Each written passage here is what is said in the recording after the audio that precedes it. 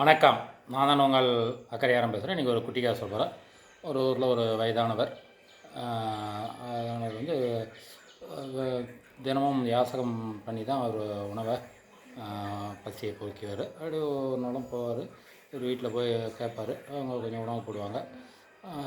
பெரிய பாத்திரத்தை வச்சுருப்பாரு, அதில் போடுவாங்க. அப்புறம் அடுத்த வீட்டுக்கு போவார். அடுத்த வீட்லேயும் போடுவாங்க. இப்படி போட்டுக்கிட்டே இருப்பாங்க. அந்த ஒரு 4 வீடு தள்ளி ஒரு அம்மா, ஏன்ப்பா இவ்வளோ சாப்பாடு வச்சுருக்க, நீ உனக்கு என்ன இது போதலையா, நீ என்ன கேட்டுட்ருக்க, இதுவே 4 நாளைக்கு சாப்பிடலாம் போகுது அப்படின்னு கொஞ்சம் திட்டி அனுப்புவாங்க. சரி, அதை பற்றி வருத்தப்படாமல் இன்னொரு வீட்டுக்கு போவார். அங்கேயும் கொடுப்பாங்க. அதை எடுத்துகிட்டு வருவார். ஒரு திறந்தவெளி மைதானத்துக்கு வருவார். அங்கே வந்ததும் இவர் வர்றதை பார்த்துட்டு நிறைய நாய்க்குட்டிகள் ஓடியாருது. ஓடியாந்ததும் அந்த சாப்பாட்டை அவர் வாங்கினார் இல்லையா, அந்த சாப்பாட்டில் பாதிக்கு மேலே முக்கால்வாசியாக அந்த நாய்க்குட்டிகள்லாம் நாய்கள் அதுக்கெல்லாம் பகிர்ந்தார். ரொம்ப சந்தோஷப்பட்டுட்டு வழக்கமாக ஒரு 10 நாய்கள் வரும். அதுங்கெல்லாம் பகிர்ந்து விட்டுட்டு சாப்பிட்லான்னு நினைக்கிறாரு. அப்போ பார்த்தா புதுசாக ஒரு 4 நாய்கள் வருது. பார்க்குறாரு அவர்.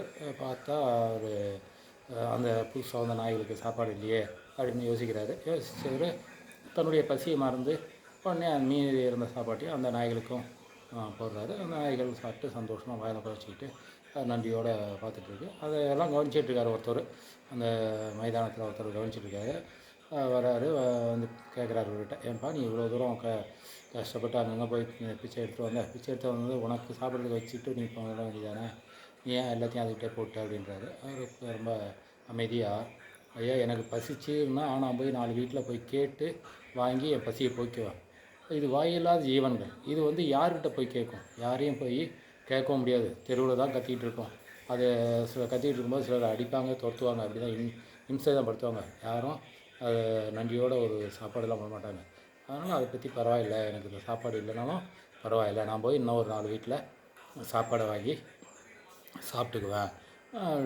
இந்த நாய்களுக்கு என்னை விட்டால் யாரும் இல்லை அப்படின்னு சொல்லுவார். அதை பார்த்து தான் அவர் நெகிழ்ச்சியாகிடுவார். உடனே அவர் ஒரு ஹோட்டலில் போய் அவருக்கு சாப்பாடு வாங்கி வந்து கொடுப்பார். இந்தாங்க இன்றைக்கி நீங்கள் சாப்பிடுங்க, நாளைக்கு நீங்கள் வழக்கம் போல் உங்கள் இதை செய்யுங்க, என்னால் முடிஞ்ச உதவி அப்படின்றார். இவரும் சரி கொஞ்சம் இதாக பெருமையோடு வாங்கிக்குவார். அதான் வாழ்க்கையில் வந்து மனிதன் வந்து ஒரு கருணையோடு இருக்கணும். ஏழைகளுக்கு உதவணும், இல்லாதவங்களுக்கு உதவணும், வாயில்லாத ஜீவனங்களுக்கு உதவணும். வாய் இல்லாத ஜீவனை, பேச முடியாத ஜீவன்கள், அதுக்கு உதவணும். அதுதான் நமக்கு வந்து மனநிறைவை கொடுக்கும்.